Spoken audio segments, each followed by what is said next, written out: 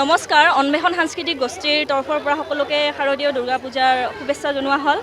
মই এই অভিনয়টো কৰি বহুতেই এটা সপোন আছিলে, সপোনৰ সৰুৰে পৰা যে এনেকুৱা এটা ৰোল কৰিব পাইছোঁ আৰু ছাৰহঁতে চান্স দিছে কৰিবলৈ, তো মই বহুতেই সুখী। নাজানো কিমান দূৰ ভাল কৰিছোঁ, সকলোৱে ভাল পাইছে চাগে, ইয়াকে কৈ ধন্যবাদ জনাইছোঁ। মহালয় শব্দটো হ'ল, অৰ্থটো হ'ল ডিক্সনাৰী মতে পিতৃপক্ষ। এই মহালয় শব্দটোৰ পৰাই মহালয়া শব্দটো আহিছে বুলি কোৱা হয়।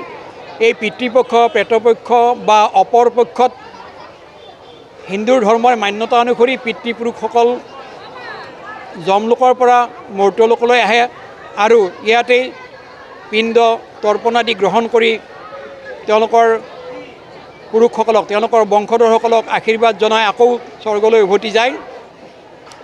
অন্য এক মান্যতা অনুসৰি দাতা কৰ্ণ তেখেত যেতিয়া মৃত্যুৰ পিছত, কুৰুক্ষেত্ৰ যুদ্ধত মৃত্যুৰ পিছত স্বৰ্গলৈ যায়, তেখেতক হেনো খাদ্যবস্তু একো দিয়া হোৱা নাছিল আৰু যি দিয়া হৈছিল তেওঁ হাত দিলে সেইবোৰ সোণ হৈ গৈছিল। তেতিয়া সেই প্ৰশ্নৰ উত্তৰত তেওঁ জানিব পাৰিছিল যে তেওঁ জীৱনকালত পিতৃপুৰুষৰ কোনো তৰ্পণ কৰা নাছিল। সেয়েহে তেওঁ যি দান কৰিছিল, অৰ্থাৎ সোণ ধন দান কৰিছিল, সেয়েহে তেওঁ ভাগত পৰিছে। তেতিয়া তাৰ উপায় বিচৰাত ভগৱানৰ নিৰ্দেশত দাতাকৰ্ণই এক পক্ষৰ বাবে পিতৃলোকলৈ আহিছিল, আমাৰ এই মৰ্ত্যলোকলৈ আহিছিল আৰু পিতৃপক্ষৰ পিণ্ডদান কৰি পুনৰ স্বৰ্গ গমন কৰিছিল। এইটো আমাৰ মহাভাৰতৰ মান্যতা অনুসৰি প্ৰচলিত কিংবদন্তি। এই পিতৃপক্ষত আজি মহালয়াৰ দিনত বিভিন্ন তীৰ্থস্থানত, ভাৰতৰ বিভিন্ন তীৰ্থস্থানত, নদী তীৰত আমাৰ লোকসকলে পিতৃপুৰুষৰ শ্ৰাদ্ধ বা তৰ্পণ আদি কৰিব।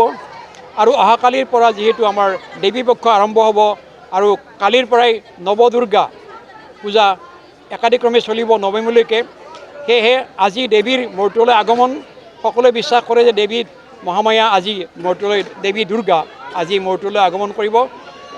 কিন্তু এতিয়া যিহেতু দক্ষিণায়ন চলি আছে, দেৱদেৱীসকল হেনো নিদ্ৰিত অৱস্থাত থাকে। সেইবাবে দেৱদেৱীসকলৰ পূজাৰ বাবে তেখেতসকলক আগতে জাগৃত কৰি ল'ব লাগে।